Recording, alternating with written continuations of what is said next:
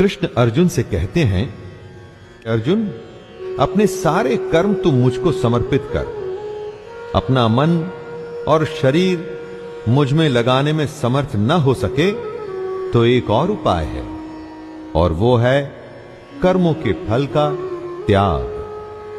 कर्म करते हुए लाभ हानि का न सोच, फायदे नुकसान की चिंता न करते हुए अगर अपनी मन और बुद्धि पर विजय पा लेता है तो इस उपाय से तो मुझे प्राप्त कर सकता है।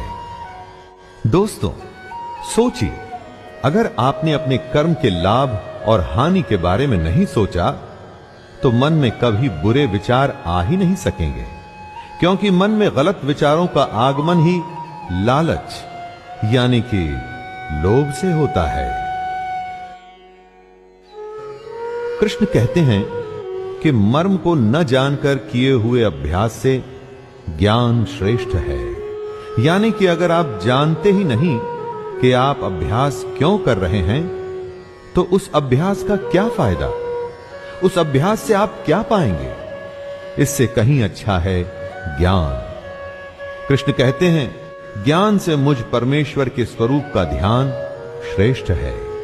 अभ्यास से श्रेष्ठ है ज्ञान, और ज्ञान से भी बड़ा है ध्यान यानी कि मेडिटेशन। दोस्तों, और एक चीज ऐसी भी है जो ध्यान से इन सबसे बड़ी है, और वो है कर्मों के फल का त्याग। अगर आप अपने कर्मों के फल को त्याग सकते हैं तो उससे बड़ी पूजा कोई नहीं। जो पुरुष हर तरह के द्वेष भाव से रहित है, जो किसी से जलन नहीं रखता, जिसमें स्वार्थ नहीं, जो सबसे प्रेम करता है, जो दयालु तो है लेकिन जिसमें ममता नहीं, वो पुरुष जो अहंकार से रहित है, सुख और दुख को एक जैसा देखता है, क्षमावान है अर्थात अपराध करने वालों को भी अभय देता है, और जो योगी निरंतर संतुष्ट है, मन इंद्रियों सहित शरीर को वश में किए हुए है और मुझ में दृढ़ निश्चय वाला है, वह मुझ में अर्पण किए हुए मन बुद्धि वाला मेरा भक्त मुझको अति प्रिय है। कृष्ण ने उन सारे गुणों की व्याख्या कर दी है दोस्तों जो उन्हें प्रिय है, और स्वाभाविक है कि जो पुरुष इन गुणों को प्राप्त करने की कोशिश भी करेगा ना, तो वो भी कृष्ण को प्रिय ही होगा। कृष्ण बता रहे हैं कि जो जीव कभी उत्तेजना में नहीं आता और जो किसी और को भी उत्तेजित नहीं करता, वो योगी कृष्ण को प्रिय है।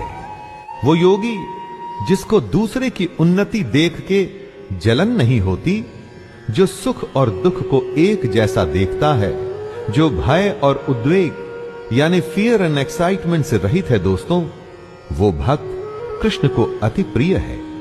अगर आप देखें, ये सारी अवस्थाएं एक उत्तम योगी की हैं।